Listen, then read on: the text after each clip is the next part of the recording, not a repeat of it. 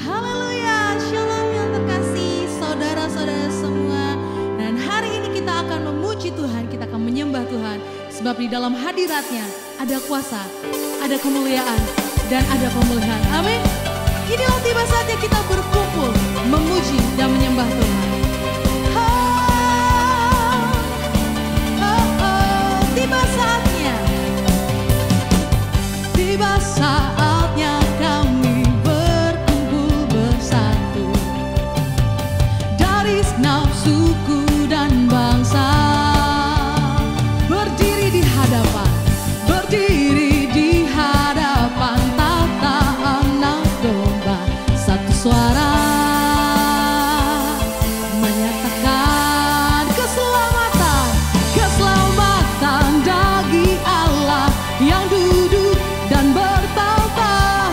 Kami naikkan pada Anak Domba pujian dan kekuatan, hormatan, kekuasaan, kemuliaan bagi Dia selamanya. Sekali lagi mari dengan segenap hati. Tiba saatnya, tiba saatnya kami berkumpul bersatu dari segenap suku dan bangsa, berdiri di hadapan tahta Anak Domba, satu suara menyatakan keselamatan, keselamatan bagi Allah yang duduk dan bertahta. Kami naikkan pada Anak Domba pujian, pujian dan kekuatan, hormatan, kekuasaan, kemuliaan bagi Dia selamanya. Mari bertepuk tangan dimanapun kau berada. Bagi Allah yang duduk, kami naikkan pada Anak Domba pujian, pujian dan kekuatan, hormatan, kekuasaan, kemuliaan bagi Dia selamanya. Kemuliaan, selamanya. Kemuliaan, kemuliaan bagi Dia selamanya. Mari beri kemuliaan bagi Allah kita. Haleluya, sebab besar, sebab ajaib Allah kita. Haleluya, amin. Mari di dalam hadirat Tuhan kita teduhkan hati kita. Kita akan memuji Tuhan, kita akan menyembah Tuhan, sebab Dia Allah yang luar biasa. Sebab penyertaannya, anugerahnya luar biasa bagi setiap orang yang menanti-nantikan Allah. Haleluya.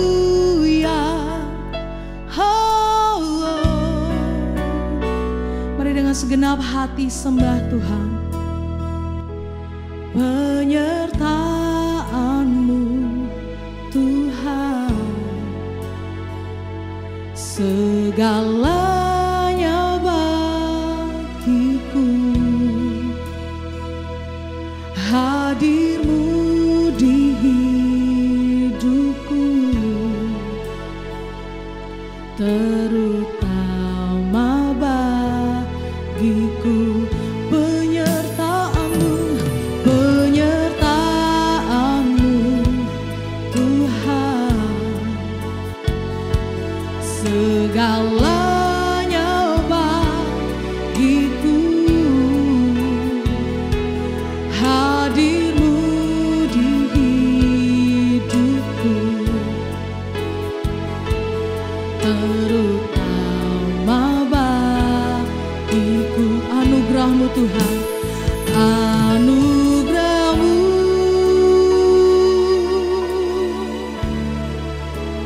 anugerah-Mu, semua karena anugerah-Mu, bukan karena kekuatan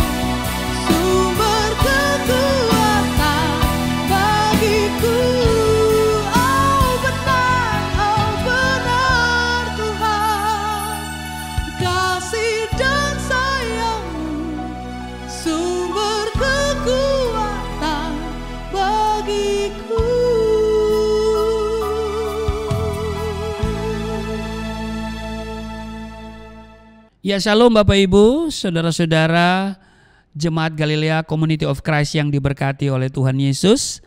Kita sudah memuji dan menyembah Tuhan, saatnya kita akan mendengarkan firman Tuhan. Mari kita siapkan diri kita berdoa. Segala hormat kemuliaan hanya bagimu Allah di dalam nama Yesus Kristus. Engkau adalah Tuhan dan Juru Selamat kami. Kami bersyukur kami ada di hari ini. Tuhan izinkan kami beribadah dan saatnya urapi kami, buka hati pikiran kami untuk kami baca, dengar dan renungkan firman-Mu. Supaya apa yang kami baca tidak untuk kami lupakan, tapi itu termaterai dalam hati kami, menjadi rema dalam hidup kami. Kami tolak setiap roh, setiap kuasa yang tidak memuliakan Tuhan. Setiap roh dan kuasa yang merampas perhatian, konsentrasi, yang mencuri kebenaran firman-Mu, kami patahkan, hancurkan di dalam nama Tuhan Yesus. Urapi juga hamba-Mu yang tidak ada apa-apanya. Di dalam nama Tuhan Yesus, kiranya Engkau sembunyikan hamba-Mu di kaki salib-Mu. Hamba berjanji tidak merampas kemuliaan-Mu. Engkau yang semakin bertambah-tambah, hamba semakin berkurang-kurang. Di dalam nama Tuhan Yesus. Haleluya. Amin. Bapak Ibu, kita akan membaca di dalam 1 Tawarik pasal 14 pada ayat 8 sampai dengan ayat 17. Lembaga Alkitab Indonesia memberi judul Daud memukul kala orang Filistin. Ketika didengar orang Filistin bahwa Daud telah diurapi menjadi raja atas seluruh Israel, maka majulah semua orang Filistin untuk menangkap Daud. Tetapi Daud mendengar hal itu, lalu majulah ia menghadapi mereka. Ketika orang Filistin itu datang dan mengadakan penyerbuan di lembah Refaim, ayat 10, bertanyalah Daud kepada Allah, apakah aku harus maju melawan orang Filistin itu, dan akan kau serahkankah mereka ke dalam tanganku? Tuhan menjawab, majulah, aku akan menyerahkan mereka ke dalam tanganmu. Ayat 11, lalu majulah ia ke Baal Perasim dan Daud memukul mereka kalah di sana. Berkatalah Daud, Allah telah menerobos musuhku dengan perantaranku seperti air menerobos. Setelah itu orang menamakan tempat itu Baal Perasim. Orang Filistin itu meninggalkan para allahnya di sana, lalu orang Israel membakarnya habis atas perintah Daud. Ayat 13, ketika orang Filistin menyerbu sekali lagi di lembah itu, ayat 14, maka bertanyalah lagi Daud kepada Allah. Lalu Allah menjawab, janganlah maju di belakang mereka, tetapi buatlah gerakan lingkaran terhadap mereka, sehingga engkau dapat menyerang mereka dari jurusan pohon-pohon kartau. Ayat 15, dan apabila engkau mendengar bunyi derap langka di puncak pohon-pohon kertau itu, maka haruslah engkau keluar bertempur, sebab Allah telah keluar berperang di depanmu untuk memukul kala tentara orang Filistin. Ayat 16, dan Daud berbuat seperti yang diperintahkan Allah kepadanya, maka mereka memukul kalah tentara orang Filistin, mulai dari Gibeon sampai Gezer. Ayat 17, lalu termasyurlah nama Daud di segala negeri, dan Tuhan mendatangkan rasa takut kepadanya atas segala bangsa. Demikian pembacaan di dalam 1 Tawarik 14 ayat 8 hingga 17. Bapak Ibu, saya mau bilang begini, bahwa hidup ini penuh dengan pergumulan. Siapa di sini yang gak punya pergumulan? Saya punya pergumulan, saudara juga. Saudara punya pergumulan, saya juga. Jadi tidak ada orang yang bebas dari pergumulan. Siapapun itu. Hidup manusia penuh dengan yang namanya pergumulan. Nah, terkait dengan pergumulan, manusia hidup menghadapi 3 kondisi atau situasi. Kondisi pertama, sedang dalam pergumulan. Kondisi kedua, baru keluar dari pergumulan. Dan kondisi ketiga, baru masuk dalam suatu pergumulan baru. Saudara ada dalam situasi yang mana? Sedang dalam pergumulan, baru keluar dari pergumulan, atau baru masuk ke dalam suatu pergumulan baru? Jadi hidup kita ini selama berada di planet yang bernama bumi tidak bisa lepas dari yang namanya pergumulan. Di Ayub pasal 7 ayat 1, bukankah manusia harus bergumul di bumi? Ada yang bergumul tentang pekerjaan, ada yang bergumul tentang jodoh, ada yang bergumul tentang keuangan, bergumul tentang rumah tangga, bergumul tentang kesehatan, bergumul tentang anak-anak, bergumul tentang istri, bergumul tentang suami, bergumul tentang pokoknya tentang, banyak tentang deh. Orang yang masih single memiliki pergumulan sendiri. Orang yang sudah menikah juga memiliki pergumulan sendiri. Jadi setiap orang memiliki pergumulan yang berbeda. Berbeda tingkat kedudukan dan status sosial, berbeda pula tingkat kesulitan pergumulannya. Semakin tinggi kedudukan atau status sosial seseorang, semakin berat pergumulan yang dihadapi. Kita lihat Daud. Ketika ia masih remaja, ia diurapi menjadi raja oleh Samuel. Pergumulannya saat itu tidaklah terlalu berat. Tantangan paling berat yang Daud hadapi hanyalah Goliat. Ketika Daud diangkat menjadi raja atas Israel, pergumulan yang dihadapinya pun semakin berat.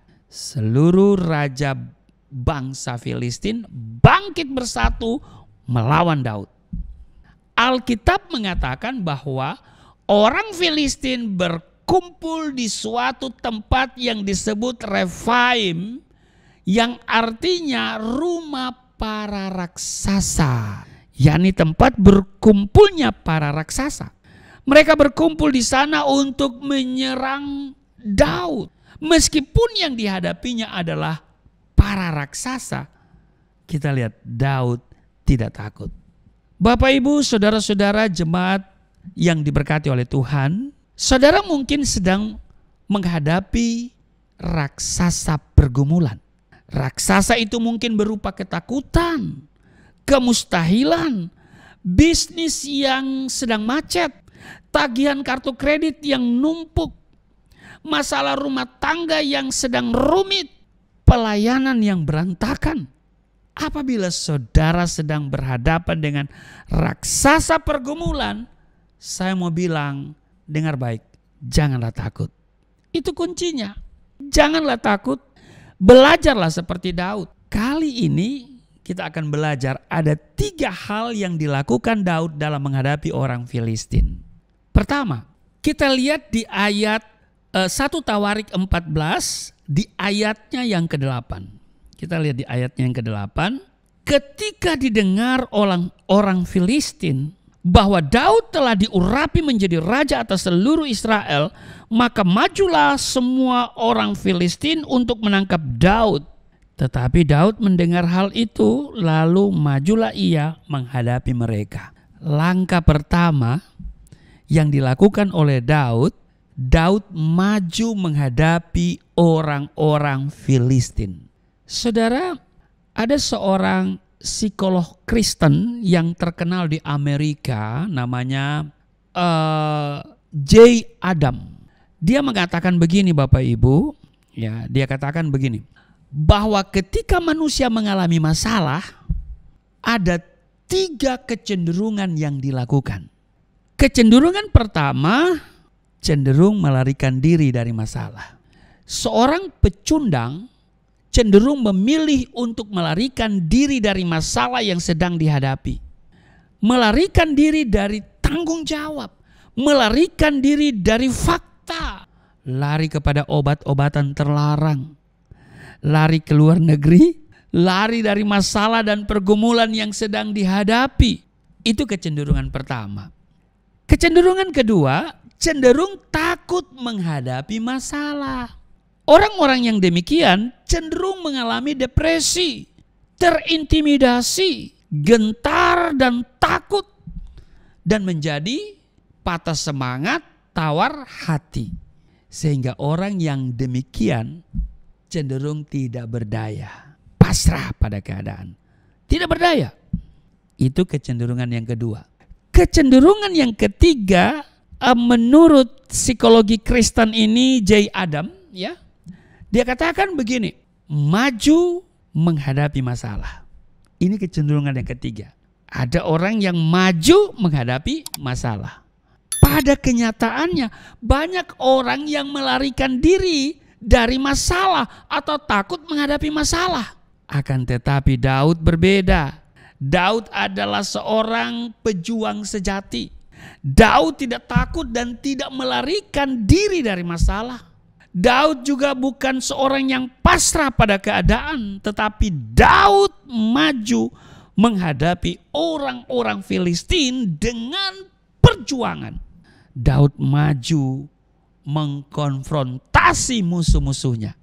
Bapak, Ibu, saudara-saudara, jemaat yang diberkati oleh Tuhan Yesus, apapun masalah yang kita hadapi saat ini, jangan melarikan diri, jangan merasa takut ataupun tawar hati, jangan pasrah pada keadaan, tetapi belajarlah seperti Daud, milikilah mental pejuang. Seorang pejuang tidak mudah menyerah. Kalau jatuh, seorang pejuang akan bangun lagi. Majulah menghadapi masalah dengan perjuangan. Amin. Jadi ini langkah pertama Daud, maju menghadapi orang-orang Filistin. Yang kedua, di ayat 10 kita baca di 1 Tawarik 14 tadi ayat 10. Bertanyalah Daud kepada Allah, apakah aku harus maju melawan orang Filistin itu dan akan kau serahkan mereka ke dalam tanganku? Tuhan menjawab, majulah, aku akan menyerahkan mereka ke dalam tanganmu. Saudara lihat, langkah kedua Daud bertanya kepada Tuhan. Ini luar biasa. Dia mau libatkan Tuhan dengan bertanya kepada Tuhan, iya kan? Iya, tujuannya itu sebetulnya dia mau libatkan Tuhan. Karena dia menyadari dia tidak sanggup dengan keberadaannya, dengan kekuatannya dia nggak sanggup. Ya. Makanya itu dia mau libatkan Tuhan dengan cara bertanya kepada Tuhan. Daud di sini sudah sangat jelas dia mengandalkan Tuhan. Ia mencari Tuhan. Di dalam 2 Samuel pasal 5 ayat 7 di sana menceritakan ketika bangsa Filistin mengepung Daud, Daud lari merebut ke kubu pertahanan. Dia lari, tapi dia lari merebut kubu pertahanan. Nah, kubu pertahanan itu adalah doa. Daud menghadapi masalah dengan berdoa. Dia bertanya kepada Tuhan. Amin. Meskipun Daud sering berhadapan dengan orang Filistin, perhatikan, Daud tidak mengandalkan kekuatannya sendiri. Daud tetap bertanya kepada Allah. Artinya ada komunikasi dengan Allah. Dia mau libatkan Allah. Daud tetap berdoa. Bapak, Ibu, saudara-saudara, jemaat yang diberkati oleh Tuhan Yesus, ketika kita menghadapi masalah, janganlah kita mengandalkan manusia, janganlah kita andalkan kekuatan diri kita. Jika kita mengandalkan manusia, kita pasti dan pasti kecewa. Mengapa? Karena manusia terbatas adanya. Amin. Banyak hal yang terjadi di luar dugaan kita karena otak dan kemampuan kita terbatas. Amin. Sedangkan Allah, Dia adalah pencipta langit dan bumi. Dia tidak terbatas. Amin. Allah dapat melakukan hal yang tidak masuk akal. Allah dapat bekerja melampaui apa yang dapat kita pikirkan. Lazarus misalnya, yang sudah meninggal 4 hari loh. Sudah berbau, sudah busuk tuh 4 hari loh, dalam hitungan 4 hari, nggak formalin loh. Tetapi dibangkitkan oleh Yesus. Amin. Ada lagi? Ada. Perhatikan, dengan 5 ketul roti dan 2 ikan, Yesus memberi makan 5.000 orang laki-laki dan masih ada sisa 12 bakul. 5.000 laki-laki loh, tidak termasuk perempuan dan anak-anak. Tapi tidak satu pun mereka yang kelaparan yang tidak mendapat bagian. Di sini kalau kita baca Alkitab ya, di Yohanes pasal 6 itu ya, itu ada sisa 12 bakul lagi. Saya mau katakan begini Bapak Ibu, carilah Tuhan dan andalkanlah Tuhan. Sebab firman Tuhan mengatakan, terkutuklah orang yang mengandalkan kekuatan manusia dan yang mengandalkan kekuatannya sendiri. Itu jelas tertulis di Yeremia 17 ayat 6. Tetapi perhatikan, diberkatilah orang yang mengandalkan Tuhan di ayat 7. Yeremia 17 ya. Tuhan pasti mendengar dan menjawab orang yang mencari Dia. Amin. Karena itu carilah Tuhan, maka jalan akan dibukakan bagimu. Di Amsal pasalnya yang ketiga ayat 6, percayalah kepada Tuhan, maka mujizat demi mujizat akan terjadi. Akuilah Dia dalam segala lakumu, maka Ia akan meluruskan jalanmu. Bapak Ibu, dengarkan Tuhan, maka Ia akan menuntunmu berjalan di dalam jalurnya Tuhan. Amin. Jadi itu yang kedua, yaitu apa? Daud bertanya kepada Allah. Bertanya berarti dia mencari Tuhan, dia bawa semuanya kepada Tuhan, dia sangat menyadari dia tidak bisa melakukan apa-apa. Dia punya banyak keterbatasan, kekurangan, dia mau libatkan Tuhan. Amin. Yang ketiga yang Daud lakukan di ayat 11 dikatakan begini. Lalu majulah ia ke Baal Perasim dan Daud memukul mereka kalah di sana. Berkatalah Daud, Allah telah menerobos musuhku dengan perantaranku seperti air menerobos. Sebab itu orang menamakan tempat itu Baal Perasim. Perhatikan, Daud menerobos bersama Allah. Daud memukul kalah orang Filistin di Baal Perasim. Berkatalah Daud, Allah telah menerobos musuhku dengan perantaranku seperti air menerobos. Perhatikan kata-kata ini, dengan perantaraanku. Ini menunjukkan bahwa yang menerobos adalah Allah. Allah menerobos melalui Daud. Dengan perantaranku, kata Daud kan. Ada kerjasama antara Daud dengan Allah. Daud berpartner dengan Allah. Partner antara Allah yang tidak terbatas dengan manusia yang terbatas. Partner antara kemampuan Allah dengan kesediaan manusia.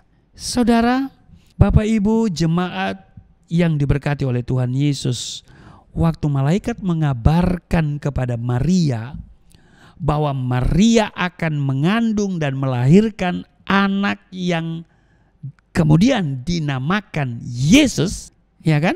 Maria berkata, mana mungkin itu terjadi? Sebab ia belum bersuami, ya kan? Tuhan tidak bertanya mungkin atau tidak. Tuhan tidak bertanya begitu.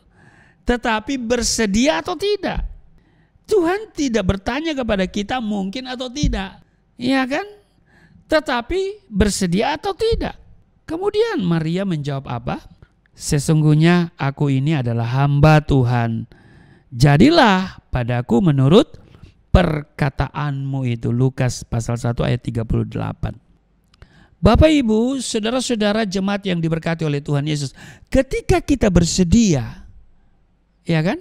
Ketika kita berpartner dengan Allah yang mampu, maka akan terjadi yang namanya terobosan. Tempat itu dinamakan Baal Perasim. Artinya ahli terobosan. Nah, yang harus kita perhatikan dalam berpartner dengan Tuhan adalah pertama, harus seirama dalam waktunya Tuhan. Kita tidak boleh memakai patokan waktu kita, tetapi harus waktunya Tuhan. Seirama dengan waktunya Tuhan. Itu yang pertama. Yang kedua, dalam berpartner dengan Tuhan harus seirama dengan strateginya Tuhan. Amin. Jadi seirama dengan waktunya Tuhan dan dengan strateginya Tuhan. Karena itu Bapak Ibu, saudara-saudara jemaat yang diberkati oleh Tuhan Yesus, hadapi setiap masalah kita dengan tetap menantikan waktunya Tuhan dan tetap berjalan seirama dengan cara dan strategi Tuhan. Maka terobosan akan terjadi. Amin. Pertanyaannya sekarang adalah, masalah apakah yang sedang saudara alami? Raksasa apakah yang sedang saudara hadapi? Saya mau bilang begini Bapak Ibu, saudara-saudara jemaat yang diberkati oleh Tuhan Yesus. Seberat apapun masalahmu, jangan takut, jangan tawar hati. Amin. Tawar hati hanya akan membuat kita tidak berdaya. Karena itu majulah, berjuanglah, percayalah kepada Tuhan dan berdoalah. Bertanyalah kepada Tuhan, dengarkanlah Tuhan dan andalkanlah Tuhan. Berpartnerlah dengan Tuhan dan alamilah terobosan bersama Tuhan. Amin. Tuhan Yesus memberkati. Mari kita berdoa. Terima kasih, hari ini kami belajar dari seorang Daud yang menghadapi masalah dengan maju menghadapi orang-orang Filistin itu. Kami diajarkan hari ini, apapun masalah kami harus maju menghadapinya. Bukan pasrah, apalagi lari dari masalah. Kami juga belajar bahwa Daud melibatkan Tuhan dengan bertanya kepada Tuhan, berdoa kepada Tuhan. Ada komunikasi yang dibangun secara harmonis. Kiranya kami pun juga seperti Daud. Kami selalu bertanya kepada Tuhan. Bukan kami berjalan dengan pikiran dan kekuatan kami. Bukan dengan kehendak kami. Tapi kami selalu bertanya kepada Tuhan. Seperti Daud yang juga menerobos bersama Engkau. Kami pun juga akan berjalan bersama Engkau, menerobos bersama Engkau, berpartner dengan Engkau. Kami juga harus menyatukan waktu kami seirama dengan waktunya Tuhan dan juga seirama dengan strateginya Tuhan. Maka kami akan melihat persoalan akan menghasilkan mujizat. Terima kasih, saatnya kami akan seperjamuan dengan tubuh darah-Mu. Tapi sebelumnya kami akan memberikan persembahan sebagai ucapan syukur kami. Kami berterima kasih karena banyak hal yang sudah Engkau nyatakan kepada kami. Masalah demi masalah sudah kami lewati dan kami tampil menjadi pemenang. Kau sudah memberkati kami, kesehatan kami, keuangan kami, rumah tangga kami, usaha bisnis kami. Saatnya kami akan menopang pekerjaan Tuhan melalui Yayasan Pelayanan Galilea Indonesia. Tuhan berkati setiap mereka yang memberi, mereka tidak akan kekurangan, mereka tidak akan miskin, tidak akan sakit-sakitan.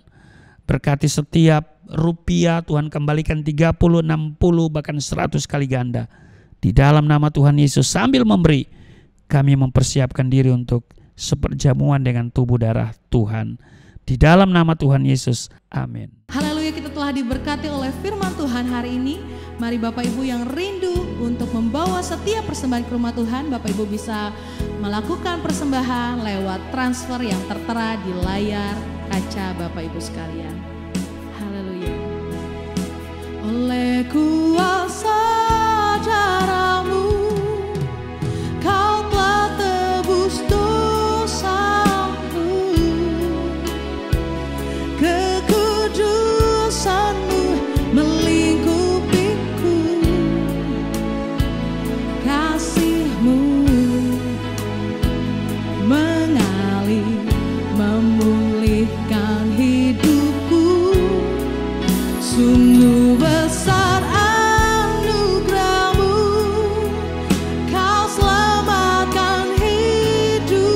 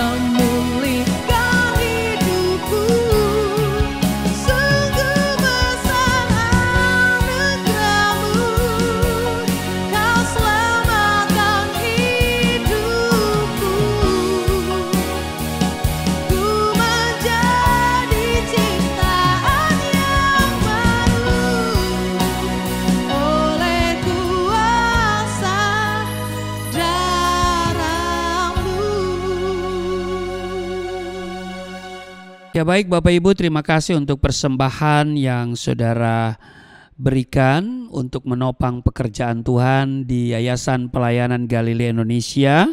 Dan kami berdoa apa yang saudara tabur, saudara akan tuai berlipat kali ganda. Setiap rupiah yang diberikan Tuhan akan kembalikan 30, 60, bahkan 100 kali ganda. Baik Bapak Ibu, mari kita siapkan diri untuk perjamuan dengan tubuh darah Kristus.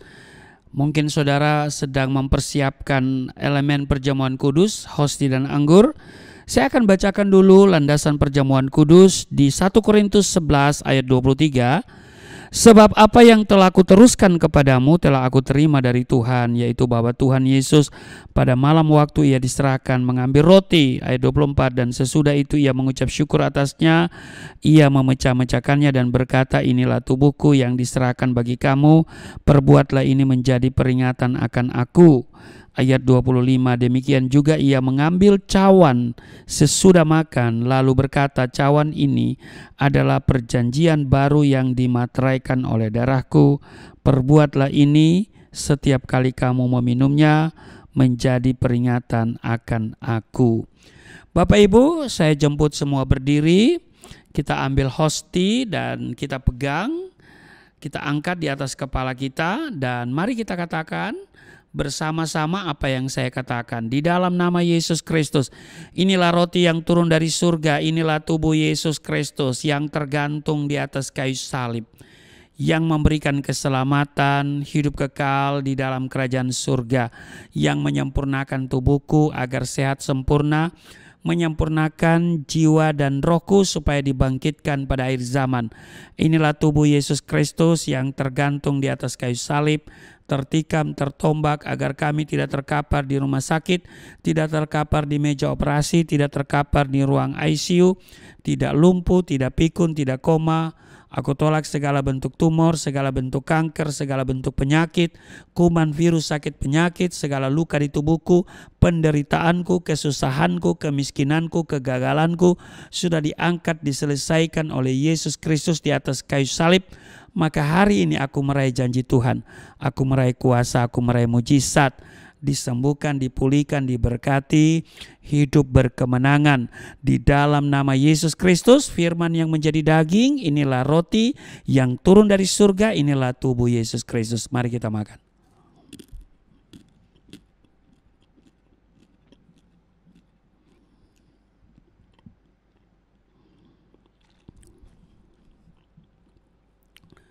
Mari kita ambil anggur dibentuk menjadi darah Kristus, kita angkat di atas kepala kita dan kita katakan bersama-sama. Di dalam nama Yesus Kristus, inilah darah Yesus Kristus yang tertumpah di atas kayu salib sebagai perjanjian yang baru dan yang kekal, yang memberikan pengampunan atas dosa-dosaku, yang menyucikan dan menguduskan kami agar kami semua termaterai menjadi warga kerajaan surga. Di dalam nama Yesus Kristus, oleh kuasa darahnya dan oleh bilur-bilur Yesus Kristus, kami semua diselamatkan dan mulai hari ini kami semua tidak sakit-sakitan, tidak migrain, tidak sakit kepala, tidak vertigo, tidak pendarahan. Aku tolak stroke, aku tolak sakit kista, segala bentuk tumor, segala bentuk kanker. Aku tolak sakit jantung, jantungku sehat, tidak dioperasi, tidak ada penyempitan. Aku tolak sakit paru-paru, paru-paruku sehat, tidak ada flek, tidak TBC, tidak sakit asma. Aku tolak sakit liver, tidak hepatitis. Aku tolak sakit ginjal, ginjalku sempurna, tidak cuci darah, tidak gagal ginjal. Aku tolak diabetes, pankreasku sempurna. Aku tolak darah tinggi. Aku tolak darah rendah, tidak ada alergi dalam tubuhku, tidak kolesterol, sel-sel darah merah, darah putih sempurna adanya, tidak asam urat. Aku tolak rematik, tulang-tulangku tidak keropos, saraf, pembuluh-pembuluh darah, semuanya berfungsi dengan sempurna. Darah Yesus Kristus membalut, menyembuhkan segala penyakitku. Di dalam nama Yesus Kristus, Tuhan akan memperbesar kapasitasku, kekayaan bangsa-bangsa akan dipercayakan kepadaku. Tidak ada pintu yang tertutup bagiku, tidak ada kuasa kegelapan yang bisa menyerang aku. Tuhan akan selalu memberkati pekerjaan tanganku, apa saja yang aku kerjakan selalu berhasil. Mujizat dan terobosan akan menjadi bagianku. Pengurapan dan otoritas ilahi ada dalam hidupku di dalam nama Yesus Kristus. Inilah darah Yesus Kristus. Mari kita minum darah Yesus.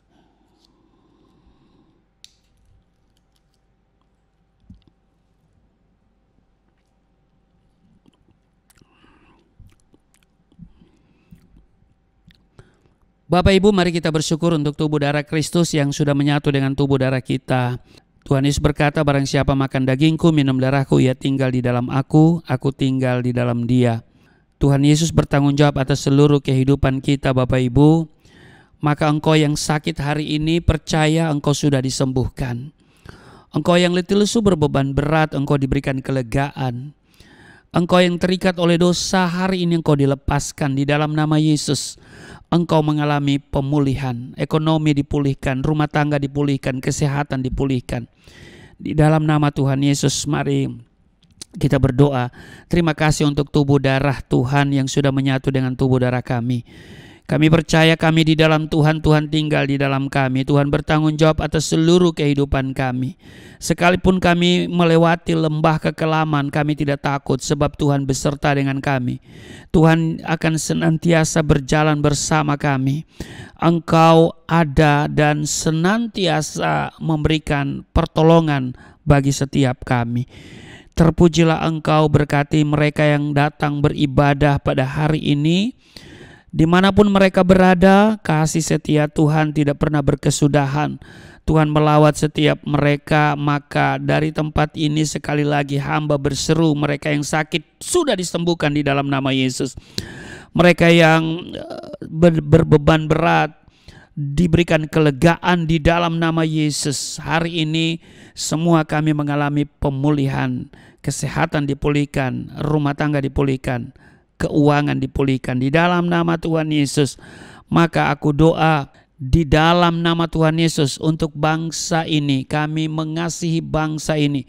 Dan Tuhan, kiranya Engkau berbelas kasihan atas bangsa ini. Engkau berkati bangsa ini. Berkati pemerintah yang ada. Dan mereka bekerja dengan takut akan Tuhan. Terima kasih Tuhan.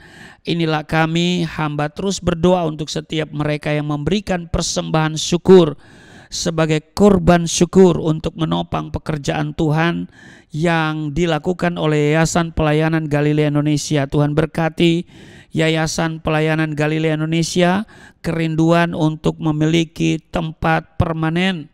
Kami terus berdoa kepada Tuhan, tidak perkara yang sukar, tidak perkara yang mustahil.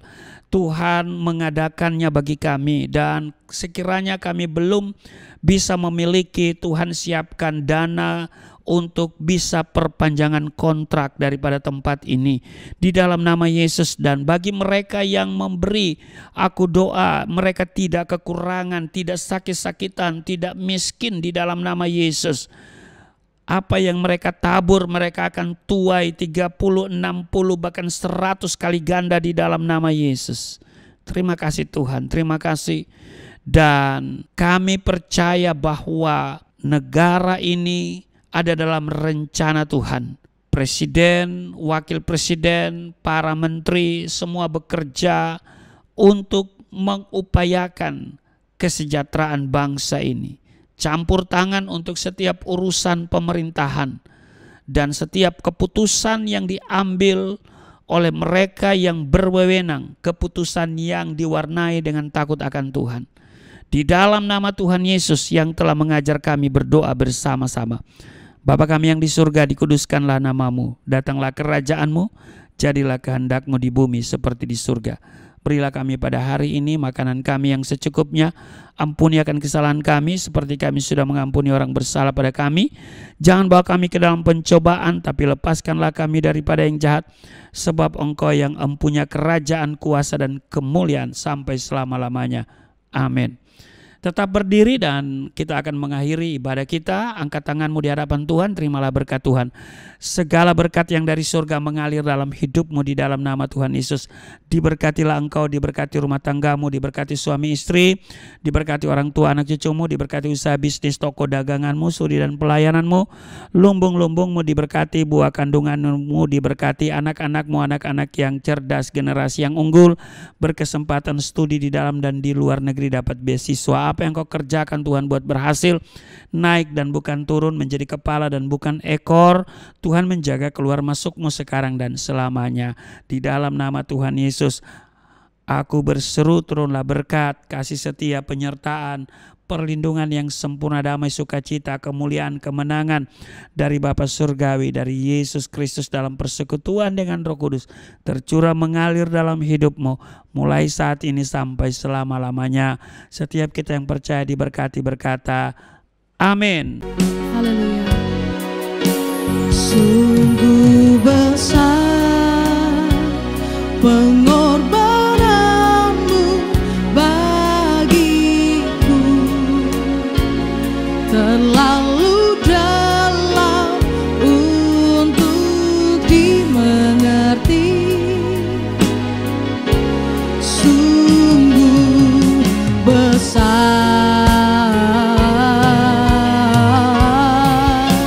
sungguh indah yang kau pikirkan tentangku, tak terselami bagiku. Sungguh indah, sungguh indah, sungguh indah. Haleluya, ibadah kita telah selesai. Sampai jumpa di ibadah-ibadah berikutnya. Tuhan Yesus memberkati.